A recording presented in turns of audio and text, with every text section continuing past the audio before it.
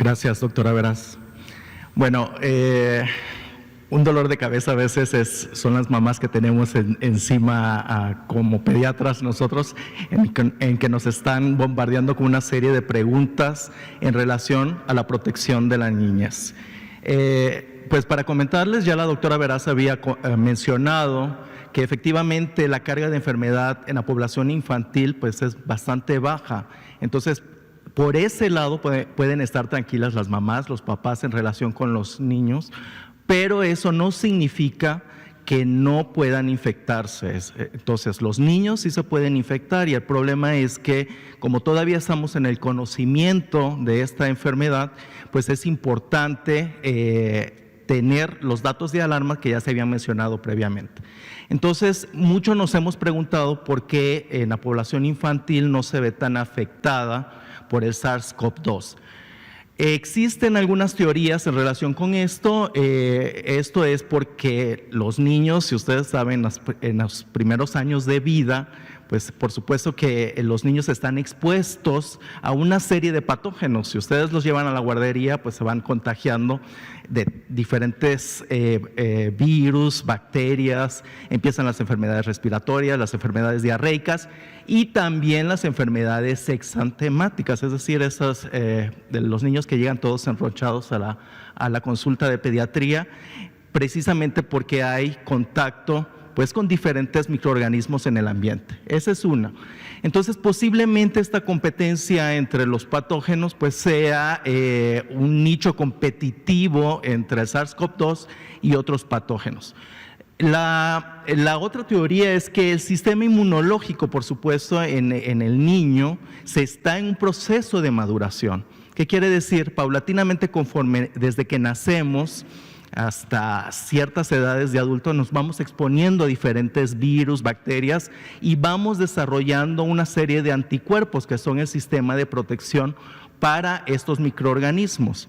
Entonces nacemos con una inmunidad pues bastante baja y entonces esto no es, sí hay una respuesta, pero no lo suficientemente madura para tener todo el cuadro clínico que se ve, por ejemplo, en los adultos.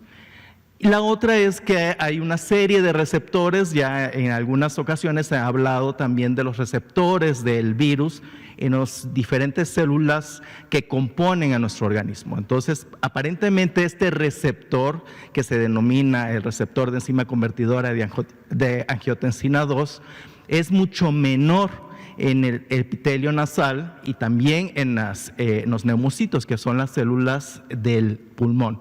Entonces, no le permite o no está tan funcional como para recibir al virus y que esto le permita la entrada a las células y por eso replicarse. Y la otra es precisamente todo ese resguardo que tenemos hacia nuestra niñez mexicana. Entonces, nosotros como familia, pues resguardamos mucho a nuestros pequeños. Entonces, eso es importante en este sentido. La que sigue, por favor. La otra parte es aquellos niños que se infectan, aquellos en los que se ha confirmado la infección, la gran mayoría de ellos, es decir, más del 90% de los niños no va a presentar ningún síntoma. Y los que presentan síntomas, que aproximadamente es el 10% de los casos, muchos de ellos van a ser completamente indiferenciables de otras enfermedades respiratorias. Tenemos N cantidad de virus en el medio ambiente como rinovirus, virus influenza, virus parainfluenza, etcétera, que también pueden infectar a estos niños y que están co-circulando. De hecho, si hacemos una comparación, el virus de influenza golpea muchísimo más a la población infantil que el SARS-CoV-2. Entonces, sí es importante lo que mencionaba hace un momento la doctora Veras en mantener los esquemas de vacunación, precisamente para prevenir estas enfermedades infecciosas. Los síntomas que más frecuentemente se han visto asociados a la infección por SARS-CoV-2 pues son fiebre, tos seca, fatiga y dificultad respiratoria, que son muy parecidos a los que presentan los adultos, pero pues bastante indiferenciables de otras infecciones respiratorias. ¿La que sigue? Entonces, los niños que llegan a la terapia intensiva, entonces, ¿cuáles son estos niños que se van a hospitalizar o los niños que llegan con una dificultad respiratoria grave, ¿cuáles son las características que tienen estos niños? El sexo masculino desafortunadamente nos ha ido muy mal a los varones en esta pandemia. Tiene una predisposición que se ve incluso desde la infancia. Las comorbilidades médicas complejas, ¿qué quiere decir esto? Son enfermedades, muchos niños pueden nacer con algunas alteraciones congénitas, malformaciones congénitas que los predisponen a presentar este tipo de infecciones. Por ejemplo, los niños especiales como síndrome de Down tienen también otras alteraciones, no solo inmunológicas, sino también alteraciones en sus órganos porque no se forman adecuadamente. Obesidad. Mucho se ha mencionado la parte de los niños obesos. México ocupa los primeros lugares en obesidad infantil y en adolescentes. Desafortunadamente, la cantidad de consumo de azúcares y de alimentos procesados que consumen nuestros niños y niñas en México, pues es altísimo. Y eso tenemos que cambiar. Diabetes, cáncer e inmunocompromiso. Los pacientes que llegan al hospital pues ya presentan síntomas respiratorios graves, pero incluso muchas de las descripciones que se han realizado en revistas de divulgación científica indican que algunos niños, incluso con neumonía, siguen jugando. Muchos niños pueden presentar fiebre, el 50%, y como si nada, aguantan, soportan perfectamente bien la infección por el SARS-CoV-2. Y muy pocos de ellos requieren soporte ventilatorio. Una de las cosas también para tranquilizarlos es que los niños que han requerido intubación mecánica y soporte respiratorio, es que la gran mayoría ha logrado salir avante. Y la mortalidad es muy baja en la población infantil, afortunadamente. ¿La que sigue? Y bueno, algo que me preguntan continuamente, ¿cuáles estos casos que se han presentado de síndrome inflamatorio multisistémico o enfermedad parecida al Kawasaki? La enfermedad parecida al Kawasaki no es una enfermedad desconocida. Sí se ve en las consultas pediátricas, sin embargo es muy raro observarla. Entonces, ¿qué es lo que ha ocurrido? La enfermedad de Kawasaki todavía no se tiene muy bien conocido cuál es el mecanismo disparador de esto, pero se ha asociado no solo este SARS-CoV-2, sino otros virus son desencadenantes de este proceso. Es un proceso inflamatorio, es una respuesta inmune. No es que se vaya a presentar COVID-19 en niños de esta manera. Habitualmente estas presentaciones de los casos ya de enfermedad de Kawasaki bien determinada, pues tiene una serie de características que tienen que cumplir para denominarse como tal.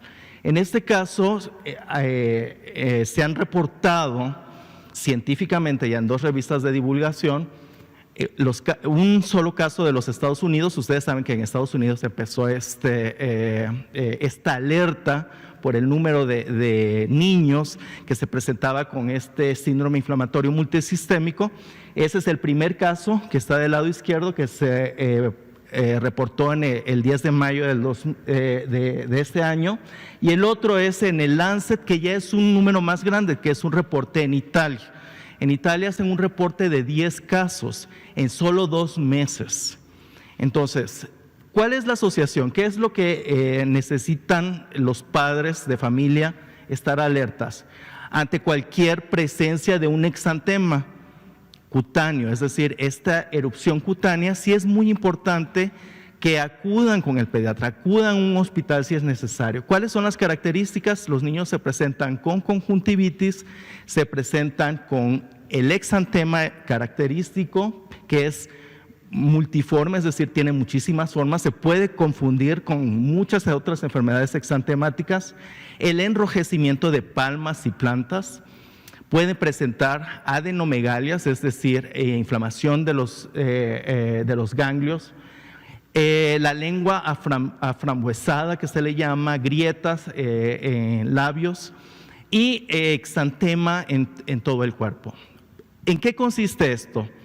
Cuando el niño está expuesto, esto se presenta primordialmente en niños menores de 5 años de edad, es lo más común en la enfermedad de Kawasaki, genera una serie de anticuerpos.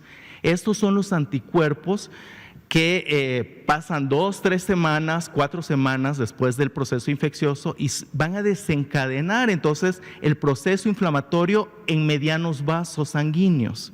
Entonces, este proceso inflamatorio es el que desencadena todo esto.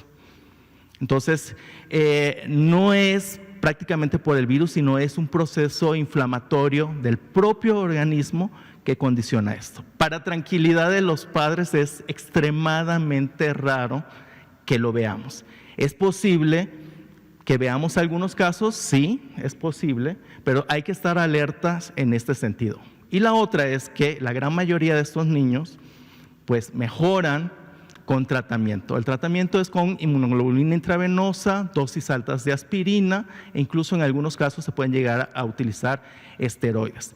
Pero lo que hay que tener mucho cuidado aquí, sobre todo, es realizar un ecocardiograma de corazón, sobre todo para ver si no existe inflamación cardíaca, que ese es el principal riesgo que puede conllevar a mortalidad. Hasta aquí dejo mi presentación.